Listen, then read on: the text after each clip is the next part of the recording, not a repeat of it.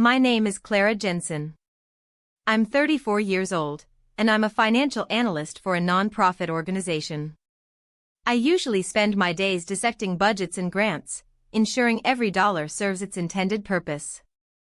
But one crisp autumn evening, I found myself dissecting something far more personal: my parents' carefully constructed facade of financial struggle.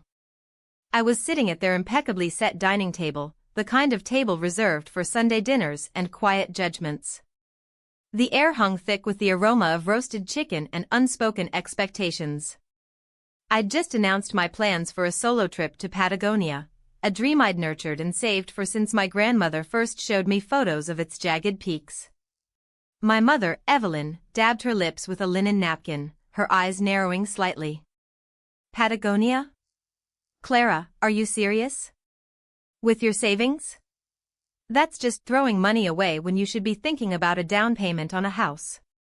My father, Robert, chimed in without looking up from his plate. And who's going to water the plants for a month? You're always so impulsive, Clara. Their words landed like tiny, precise darts, each one deflating a piece of my excitement. I felt the familiar flush creeping up my neck, but I forced a tight, polite smile.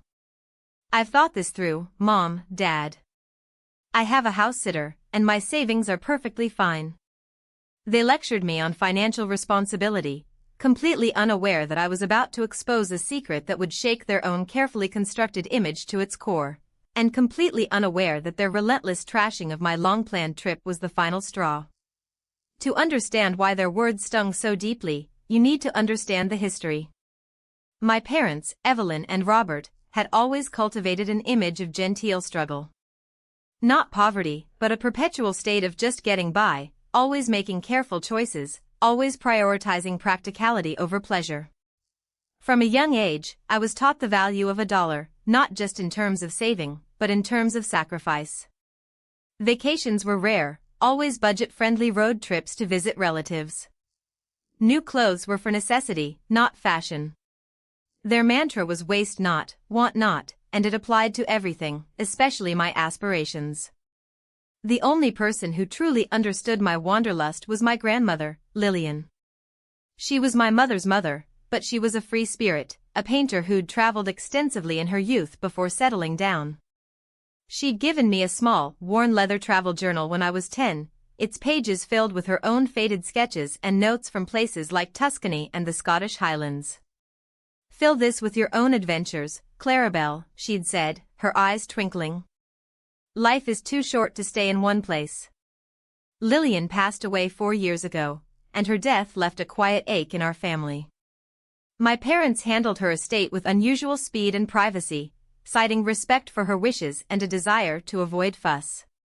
I was busy with my new job then, and I trusted them implicitly.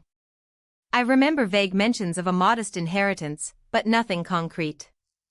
They just said it was enough to cover her final expenses and a little extra, emphasizing how frugal Lillian had been.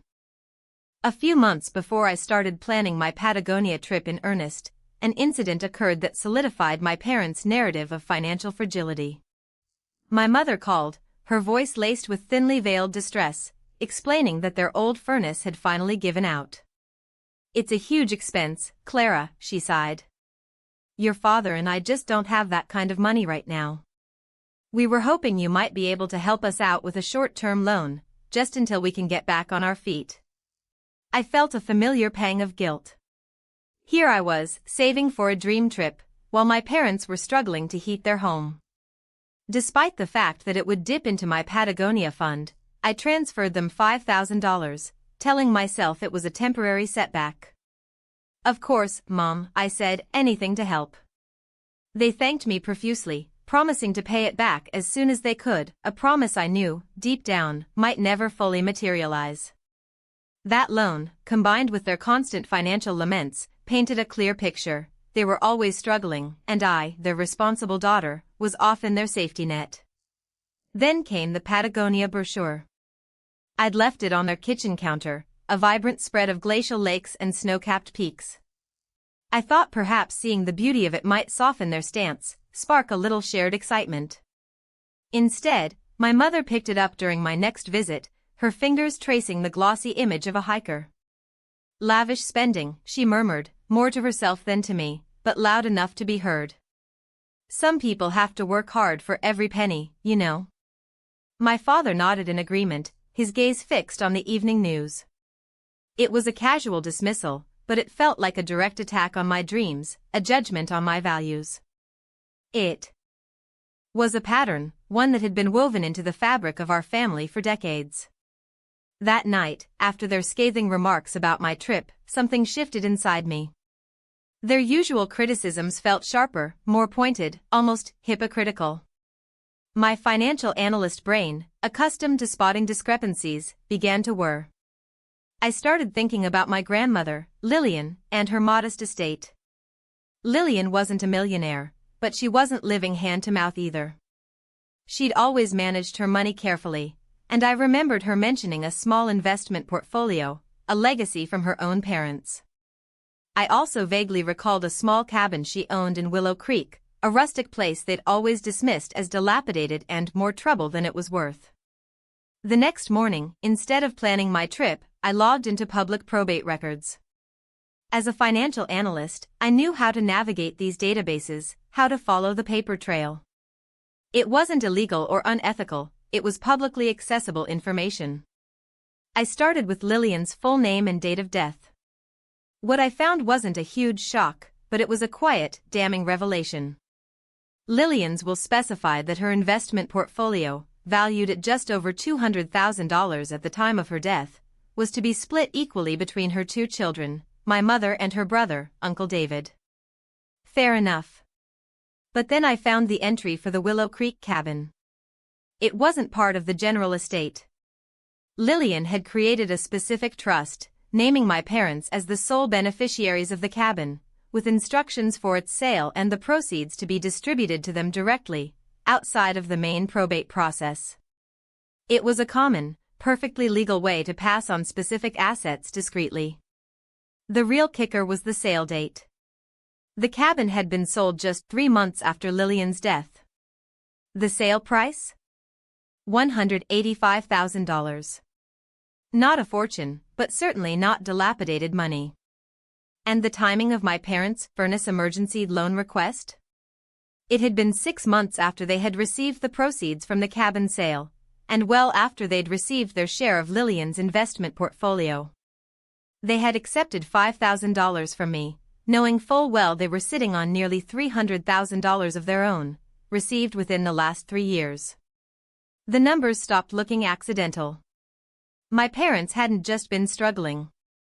They had been actively performing a role, fabricating their financial woes to maintain control over me, to guilt-trip me into supporting them and perhaps, to avoid any expectation of helping me. Their constant trashing of my trip wasn't just disapproval, it was projection. It was an attempt to keep me in my place, financially beholden, and to prevent me from spending money on something they deemed frivolous, even though they themselves had just come into a substantial sum. The minor home repair loan was a calculated move, a test of my loyalty and generosity, a way to keep me tethered to their narrative. I realized then that their frugality wasn't a virtue, it was a weapon, wielded to control and manipulate. I didn't confront them immediately. My analyst training taught me the importance of documentation. I printed out the probate records, the property transfer deeds, and the official sale price of the Willow Creek cabin. I also found the bank statement showing my $5,000 transfer to them, dated just as they claimed to be struggling. I compiled everything into a slim, unassuming folder. I didn't want to accuse, I wanted to present facts. I wanted to show them the mirror. I thought about how much I had trusted them, how I had always believed their narrative of hardship. The little leather travel journal my grandmother gave me sat on my desk, its worn cover a silent reminder of dreams and honesty. I felt a cold resolve settle in my chest. This wasn't just about money, it was about integrity.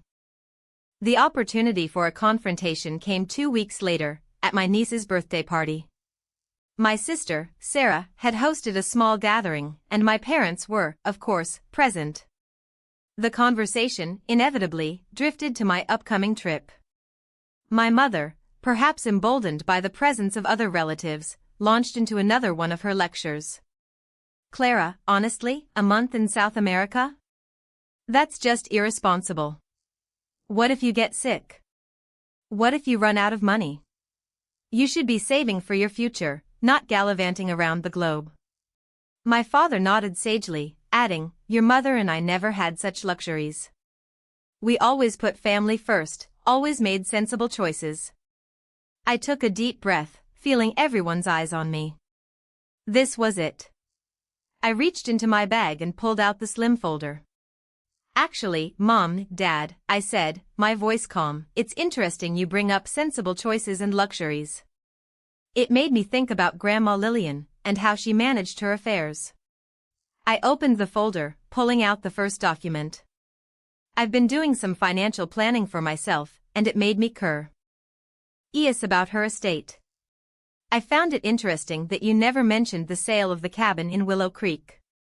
I laid the property deed and sale record on the coffee table, turning it so they could see the figures. It sold for $185,000, just 3 months after Grandma passed. And then there's the significant portion of her investment portfolio, over $200,000, that went directly to you both. All told, a substantial sum, nearly $300,000, that you received discreetly. I paused, letting the numbers sink in. Which makes me wonder why, 6 months after receiving all that, you asked me for a $5,000 loan for a furnace repair you couldn't afford. I placed my bank statement showing the transfer on top of the other papers. The silence in the room was deafening. My mother's face went from pale to beet red. My father's jaw dropped, his eyes darting from the documents to me, then to my sister, who looked utterly bewildered. Clara.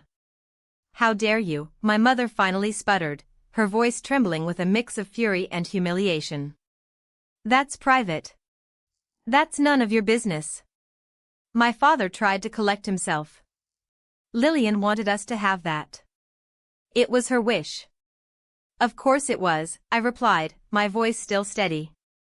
My point isn't about Grandma Lillian's wishes. It's about your choice to accept my money, to constantly lecture me about my irresponsible spending, all while sitting on hundreds of thousands of dollars you chose to keep secret. It's about trashing my dreams and my financial choices, when your own were far from transparent.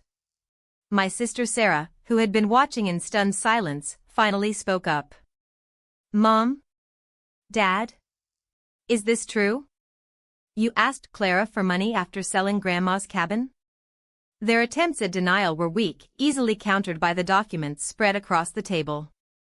They tried to deflect, to accuse me of being disrespectful, of digging into private affairs, but the evidence was undeniable. The air was thick with their shame and anger. I won't be lending you money anymore, I stated, my voice firm, and I won't tolerate being lectured about my finances, or my life choices, when you've been so dishonest about your own. I gathered my documents, the weight of the folder feeling lighter now. The aftermath was a cold silence. My parents left the party shortly after, their excuses thin and unconvincing. Sarah stayed, looking at me with a mixture of shock and understanding. She later told me she'd always wondered about their financial narrative, but never dared to question it. Our relationship shifted irrevocably that day. There were strained phone calls, attempts by my mother to apologize, but only for the misunderstanding, never for the deception. The trust was broken.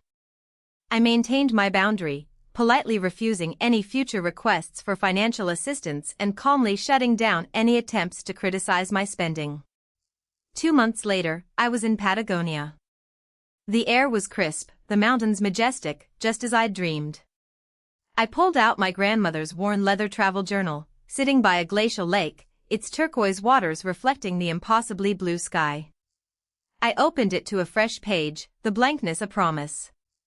The pages of my grandmother's journal felt lighter now, filled with my own truth, not their shadows.